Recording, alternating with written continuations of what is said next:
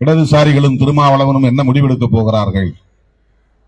நாடே காத்திருக்கிறது. இந்த பரபரப்பு ஒரு பக்கம். மக்கள் இந்த கட்டளையை இடதுசாரிகளுக்கு வழங்கியிருக்கிறார்கள், சிறுத்தைகளுக்கு வழங்கியிருக்கிறார்கள்.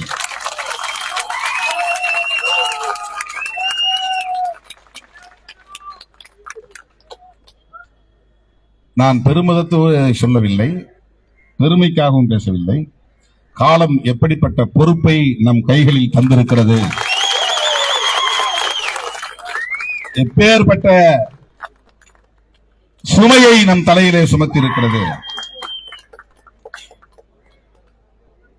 தோழர்களே, பல பேரும் பலவிதமா ஆசை காட்டுறாங்க.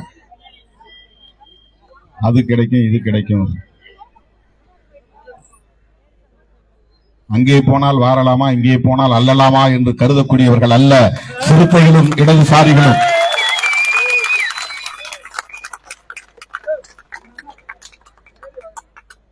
இதை சொல்ல வேண்டியது என்னுடைய பொறுப்பு. என்ன வாய்க்கு வந்ததை அவன் பேசிட்டு இருக்கிறார். யோகிகளை எல்லாம் செய்திகளாக்கி கொண்டிருக்கிறார்கள். எது சரியோ, எதை செய்ய வேண்டுமோ அதை செய்ய வேண்டும் என்கிற அந்த பொறுப்புணர்வோடு தான் நான் இடதுசாரிகளோடு இணைந்து முடிவெடுப்போம் என்று சொல்லியிருக்கிறேன்.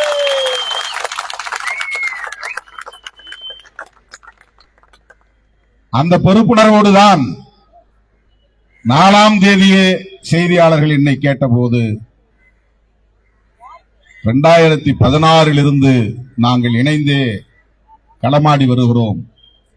அவ்வப்போது நாங்கள் கருத்தியல் தளத்தில் விவாதித்துக் கொண்டிருக்கிறோம், செயற்பாட்டு தளத்தில் போராடி கொண்டிருக்கிறோம். தொடர்ந்தும் அப்படி நாங்கள் இயங்க விரும்புகிறோம், இணைந்து செயல்பட விரும்புகிறோம் என்பதை வெளிப்படுத்தி இருக்கிறோம். தமிழ்நாடு மட்டுமில்லாமல் ஒட்டுமொத்த இந்தியாவே தேர்தல் முடிவுகள் குறித்து தீவிரமாக விவாதித்துக் கொண்டிருக்கிறார்கள். ஒவ்வொரு நொடியும் பரபரப்பாக பேசப்பட்டு வருகிற, விவாதிக்கப்பட்டு வருகிற இந்த சூழலில் அடுத்து என்ன நிகழும் என்கிற எதிர்பார்ப்போடு எல்லோரும் காத்திருக்கிற சூழலில் நாம் இங்கே மக்கள் பிரச்சனைகளுக்காக போராட ஒன்று கூடி இருக்கிறோம். இன்றைக்கு வல்லரசுகளாக இருக்கிற அமெரிக்கா, சைனா போன்ற நாடுகள் உலகத்தின் எந்த தேசத்திலும் எந்த தடையும் இன்றி தொழில் தொடங்குவதற்கு, வணிகம் செய்வதற்கு ஏற்ப கொள்கையை வரையறுத்துக் கொண்டார்கள். காத் ஒப்பந்தத்தின்படி அதுதான் உலகமயமாதல், தாராளமயமாதல், தனியார் மயமாதல். இதனை தொடக்க காலத்தில் நாம் 90களிலே கடுமையாக எதிர்த்தோம். முடியவில்லை, இன்னும் பேசிக்கொண்டே இருக்கிறோம். அதன் அடிப்படையில் தான் அரசு துறைகளை எல்லாம், பொதுத்துறைகளை எல்லாம் தனியாருக்கு தாரை வார்த்துக் கொண்டே இருக்கிறார்கள். எல்லாவற்றையும் தனியார்மயமாக்கிக் கொண்டே இருக்கிறார்கள்.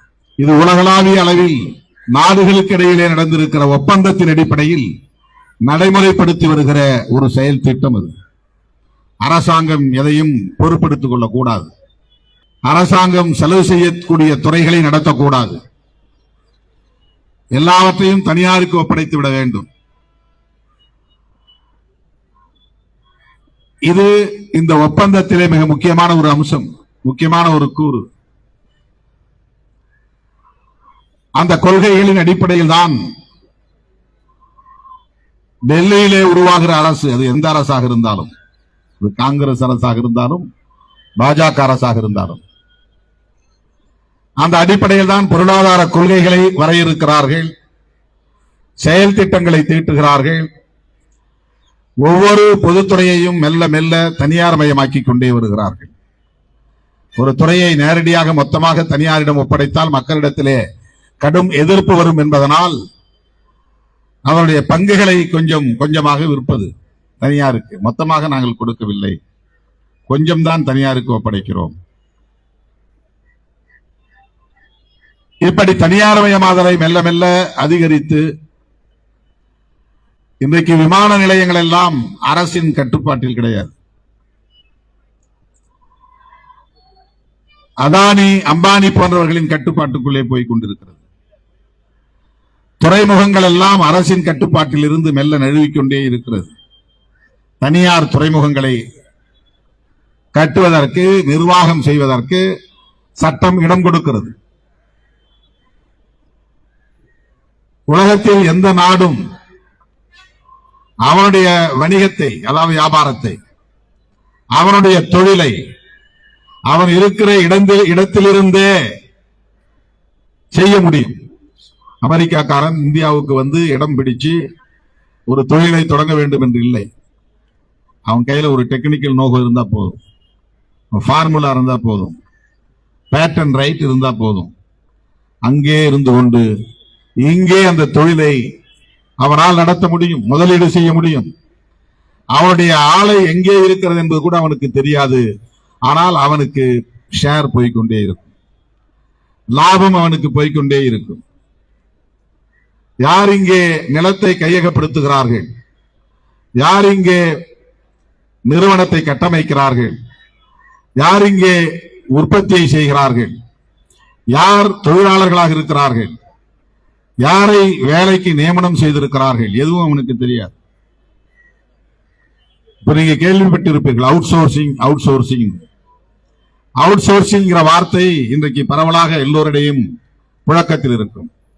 அரசாங்கம் எதையும் செய்ய வேண்டியதில்லை, வெளியில கொடுத்து செஞ்சு வாங்கி. உனக்கு சாப்ட்வேர் வேணுமா, அதுக்குன்னு தனியார் கம்பெனிட்ட கொடுத்து அவன் ஆர்டர் பண்ண அவன் செஞ்சு கொடுப்பான். உனக்கு உற்பத்தி பனியன் வேணுமா, பனியனை வேற ஆள்கிட்ட கொடுத்து செஞ்சுக்கோ, நீ செய்யாத.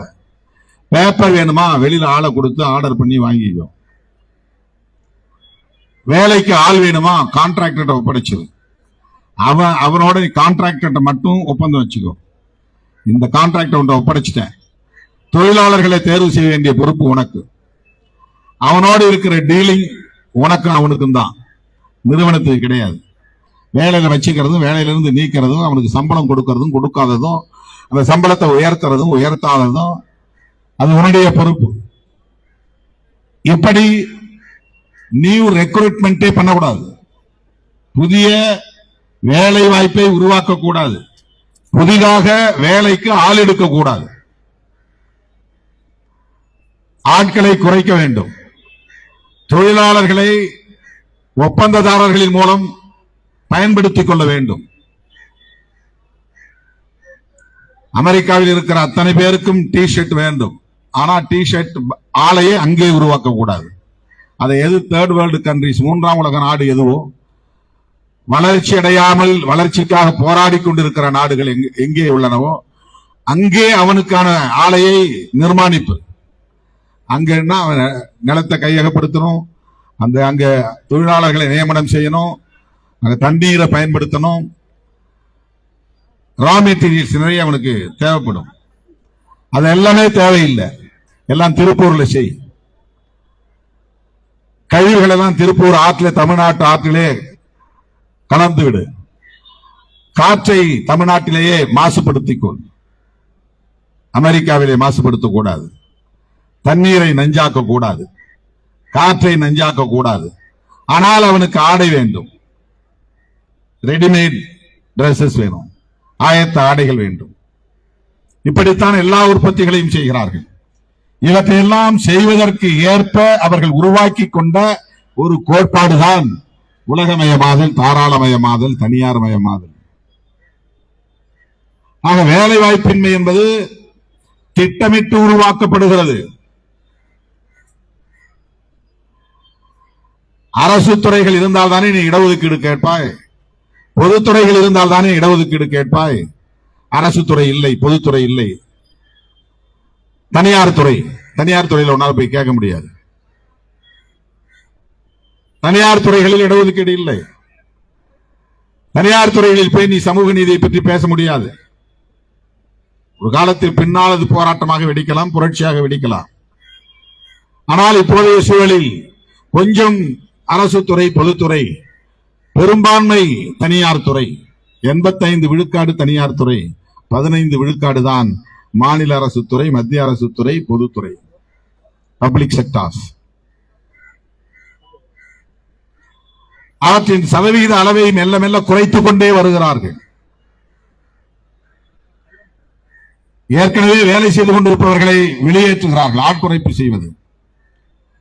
விஆர்எஸ் கொடுக்கலாம், வாய்ப்பை உருவாக்கி தரான். நீயே வாலண்டரி ரிட்டையர்மெண்ட் கொடுத்துட்டு போ. நீ போறனா சிஆர்எஸ் பண்ணலாம், கம்பல்சரி ரிட்டையர்மெண்ட். நீ வெளியே போ, அவனுக்கு சம்பளத்தை, கிராஜுவிட்டி என்னென்ன இருக்கோ எல்லாம் கொடுத்து வெளியே அனுப்புவான். உன்னை தொழிலாளராகவோ அல்லது அலுவலராகவோ வைத்திருந்தால் நீ சம்பள உயர்வு கேட்பாய். வருஷந்தோறும் சம்பளத்தை உயர்த்தி கொடுங்க, போராட்டம் நடத்துவ. போனஸ் கேட்பாய். ஒவ்வொரு ஆண்டிலும் தீபாவளி போனஸ் கேட்ப, பொங்கல் போனஸ் கேட்ப, லாபத்தில் வரக்கூடிய பங்கு கேட்பாய். அதையெல்லாம் டீல் பண்ண முடியாது. ஆகவே அதை செய்ய முடியாது. ஆட்குறைப்பு, புதிதாக வேலை எடுப்பதற்கு தடை, தனியார்மயமாதல், இது போன்ற இந்த பின் விளைவுகள் எல்லாம் உலகமயமாதல், தாராளமயமாதல், தனியார்மயமாதல் என்கிற கோட்பாட்டை நடைமுறைப்படுத்துவதற்கு இந்த தேசம் ஒத்துக்கொண்டதனால், ஒப்பந்தத்தில் கையெழுத்திட்டதனால் பின் விளைவுகளாக நிகழ்ந்து கொண்டிருக்கின்றன. Effects, side effects. நாம் பாதிப்புகளை மட்டுமே பார்க்கிறோம். பாதிப்புகளில் இருந்து உருவாகிற விளைவுகளை பார்க்கிறோம்.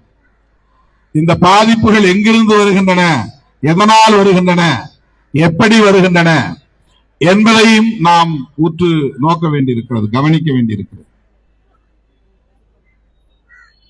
அந்த அடிப்படையில் தான் நாம் ஆட்சியாளர்களை, ஆட்சி நிர்வாகத்தை கண்டிக்கிறோம், விமர்சிக்கிறோம். ஏதோ தனிப்பட்ட முறையில் பிஜேபி மேல இருக்கிற வெறுப்பு அல்ல. எல்லாவற்றையும் கார்ப்பரேட் மயமாக்குதல். ஒரு காலத்துல நம்ம உள்ளூர் சந்தை இருந்தது. உள்ளூர் சந்தைனா அந்த ஊர்ல உற்பத்தி ஆகக்கூடிய காய்கறிகள் சந்தைக்கு வரும். வாரத்துல ஒரு நாள் 2 நாள் நடக்கும். மாட்டு சந்தை நடக்கும், காய்கறி சந்தை நடக்கும். திருவிழா காலத்துல எல்லா பொருள்களும் பெறக்கூடிய வகையில் ஒரு சந்தை நடக்கும். இவையெல்லாம் உள்ளூர் மக்களுக்கான தேவையை பொறுத்து உள்ளூரிலேயே உற்பத்தி ஆகிற பொருட்கள். இப்ப உள்ளூர் சந்தைகளே பார்க்க முடியாது, அங்கொன்றும் இங்கொன்றும் தான். இப்போ எல்லா உற்பத்திகளும் கார்ப்பரேட்டுகளுக்காகத்தான், உலக சந்தைக்காகத்தான். நீ அரிசி உற்பத்தி செய்வதாக இருந்தாலும் நமக்காக இல்லை, கோதுமை உற்பத்தி செய்வதாக இருந்தாலும் அது உலக சந்தைக்காகத்தான், ஆடைகள் உற்பத்தி செய்வதாக இருந்தாலும் அது உலக சந்தைக்காகத்தான், சர்வதேச சந்தைக்காகத்தான். எல்லாவற்றையும் மெகா உற்பத்தி, எந்திரமயமாக்கி ஆள வச்சு வேலை செய்ய வேண்டாம். பருத்தியை போட்டா நூலாயிரும், நூல் வந்து ஆடையாகிவிடும். அதை மடித்து பார்சல் செய்து அனுப்பிவிட முடியும். இதெல்லாம் ஒரு சில வாரங்களில் முடிந்துவிடும். இப்படி எந்திரமயமாக்குதல்,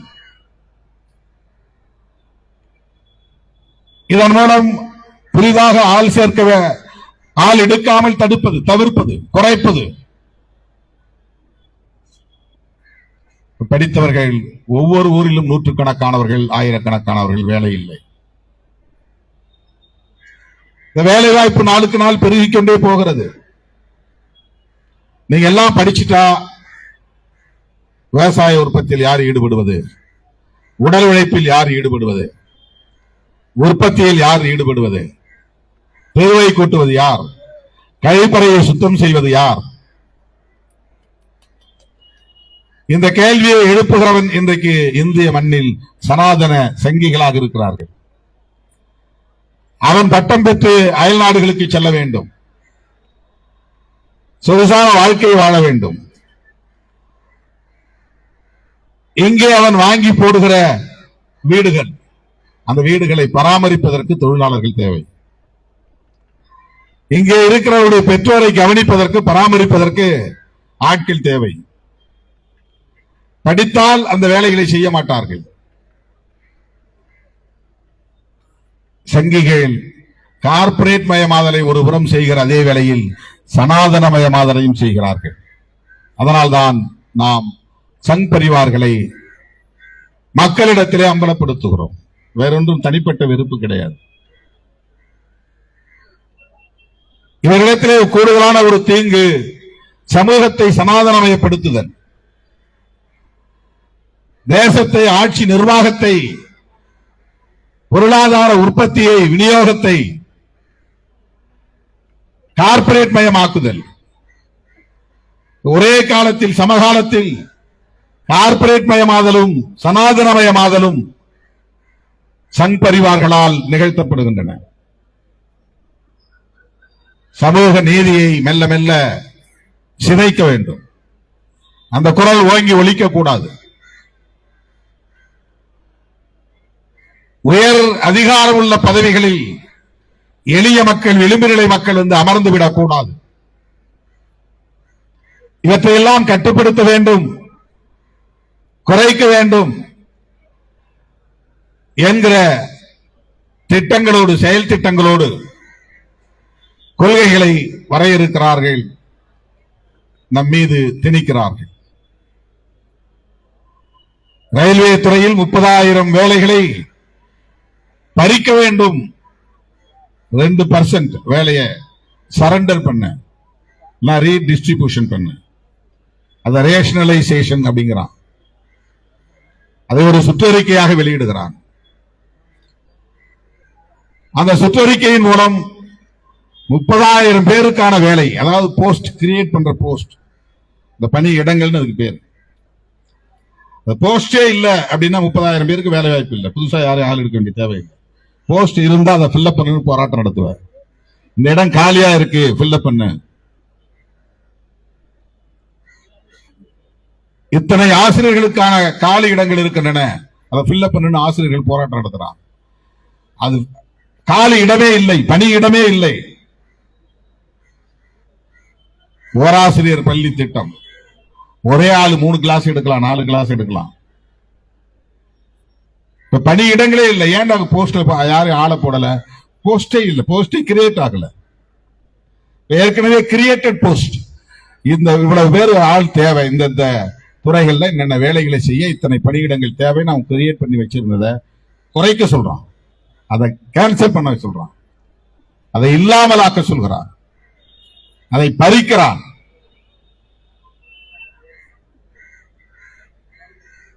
இந்த நுட்பமான ஒடுக்குமுறை இது. இந்த மாதிரி போஸ்டே கிரியேட் ஆகலனா, நீ எம்ஏ படிச்சிருந்தாலும், எம்ஏ பிஹெச்டி படிச்சிருந்தாலும், உன்னுடைய சர்வைவலுக்காக, உன்னுடைய வாழ்க்கைக்காக, உன் குடும்பத்தினரின் வாழ்க்கைக்காக, வாழ்வாதாரத்திற்காக நீ மறுபடியும் பின்னோக்கி செல்ல வேண்டியது. நீ போய் கழனிகள்ல வேலை செய்யணும் அல்லது தெருவில் வேலை செய்யணும். இதனால்தான் அவர்களை வலதுசாரி பிற்போக்கு சக்திகள் என்று நாம் சொல்லுவோம். முற்போக்கான சிந்தனைகள் இல்லை, எளிய மக்களை பற்றிய கவலை இல்லை, உழைக்கும் மக்களின் உழைப்புக்கு மதிப்பில்லை. எனவேதான் பொய் சொல்லி அவர்கள் ஆட்சிக்கு வந்த நிலையிலும் ஒவ்வொருவருடைய வங்கிக் கணக்கில் 15 லட்சம் ரூபாய் போடுவேன் என்று சொன்ன மோடியால் போட முடியவில்லை. போடுவது அவர்களின் நோக்கம் இல்லை, இது ஒரு கவர்ச்சி முழக்கம். ஆண்டுக்கு 1 கோடி பேருக்கு வேலை வாய்ப்பு, இதுவரையில் அவர் வாய் திறக்கவில்லை. 12வது ஆண்டிலே அவர் பிரதமராக இப்போது பணியாற்றிக் கொண்டிருக்கிறார். 12 வருஷமா பிரதமராக இருக்கிறார். ஆண்டுக்கு 1 கோடி பேருக்கு வேலை, ஆனால் லட்சக்கணக்கானவருடைய வேலைகளை பறித்திருக்கிறது மோடி அரசு. இருந்த பணியிடங்களையும் பறித்திருக்கிறது மோடி அரசு. கச்சா எண்ணெயை பற்றி தோழர் இங்கே சொன்னார். கச்சா எண்ணெய் என்றால் பண்படாத எண்ணெய், பண்படாத எண்ணெய் என்றால் சுத்தம் செய்யப்படாதது. அதிலிருந்துதான் பெட்ரோல், டீசல் போன்றவற்றை உற்பத்தி செய்கிறோம். குரூட் ஆயில், குரூட் ஆயில் வடமொழியில கச்சா, இந்தியில, இங்கிலீஷ்ல குரூட் ஆயில். அத அவன் சர்வதேச சந்தையில ரொம்ப குறைந்த விலையில விற்பனை செய்யறான். அங்க விலை குறைகிறது, ஒரு கண்டெய்னர் விலை குறையுதுன்னு சொன்னா, இவ்வளவு டாலர் குறையுதுன்னா பெட்ரோல் டீசல் விலை குறையணும். ஆனா பெட்ரோல் டீசல் விலை ஏத்துற மாதிரியே இருக்கும். சர்வதேச சந்தையில அந்த கச்சா எண்ணெயுடைய விலை குறைஞ்சிருக்கும். 50 ரூபாய் இருந்தது 25 ரூபாயா குறைஞ்சிருக்கும். ஆனா இது 90 ரூபாயா இருந்தது 91 ரூபாய்க்கு போயிருக்குமே தவிர அது குறையாது. இதுவரையில் கச்சா எண்ணெய் விலை குறையும் போது ஒரு முறை கூட பெட்ரோல் டீசலின் விலை குறைந்ததில்லை. இதெல்லாம் எக்ஸ்பிளாய்டேஷன், சுரண்டுதல், மக்களை ஏய்க்கிற போக்கு இது. இதை பற்றிய பார்வை நமக்கு இல்லை, புரிதல் இல்லை, அரசியல் ஞானம் இல்லை. எனவே இந்த மக்களை எப்படியும் ஏய்க்கலாம், ஏமாற்றலாம். அதனால்தான் மக்களை அரசியல் படுத்த வேண்டும் என்று சொல்லுகிறோம். வெறும் வாக்காளர்களாக மாற்றுவதல்ல அரசியல் படுத்துவது. உனக்கு எல்லா துறைகளை பற்றியும், அரசு ஆட்சி நிர்வாகத்தை பற்றியும் தெரிந்திருந்தால்தான் அரசியல் களத்தில் மக்களை ஏய்ப்பவர்களை எதிர்த்து போராட முடியும். சும்மா ஒரு கட்சி கூப்பிடுறது போய் நிற்போம் அப்படிங்கிறது அல்ல போராட்டம். ஒவ்வொருத்தருடைய உணர்விலும் ஒரு ஃபயர் இருக்கணும், இந்த கோபம் இருக்க வேண்டும், இந்த நெருப்பு இருக்க வேண்டும். அது எப்போது வரும் என்றால் இந்த புரிதல் இருந்தால் தான் வரும். அதுதான் அரசியல் படுத்துதல். வாக்கு வங்கி அரசியலுக்கும் இந்த முற்போக்கு அரசியலுக்கும் உள்ள வேறுபாடு இதுதான். அந்த புரிதல் இருந்ததால் தான் இன்றைக்கு இவ்வளவு நெருக்கடியிலும் நாம் போராட்ட களத்தில் இருக்கிறோம்.